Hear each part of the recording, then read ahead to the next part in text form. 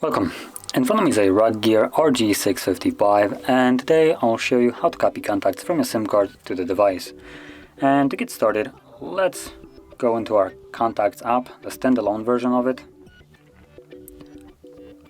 From here, you want to tap on the three bars, go to Settings, where you should be able to see at the bottom Import and Export options. Now, obviously we're interested in importing them, so that's what I'm going to select.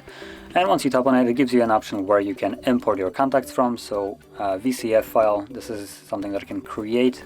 This contains basically all your contacts, along with additional information that SIM card can't contain. As an example, photos, birth dates, and any kind of like field that you can add normally in your contacts list.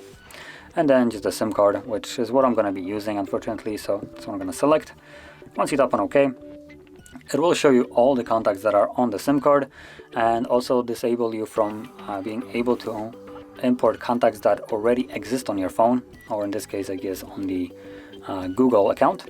And so as you can see, another thing is that right now it's being saved to Google account, but I can also change it to be saved to the device instead, at which point the two contacts become checkable.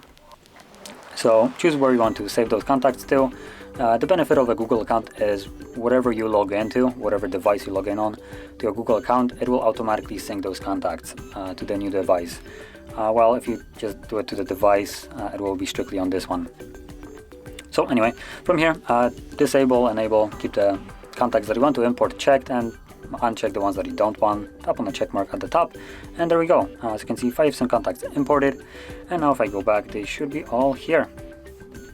And that is how you would import your contacts. So, if you found this very helpful, don't forget to hit like, subscribe, and thanks for watching.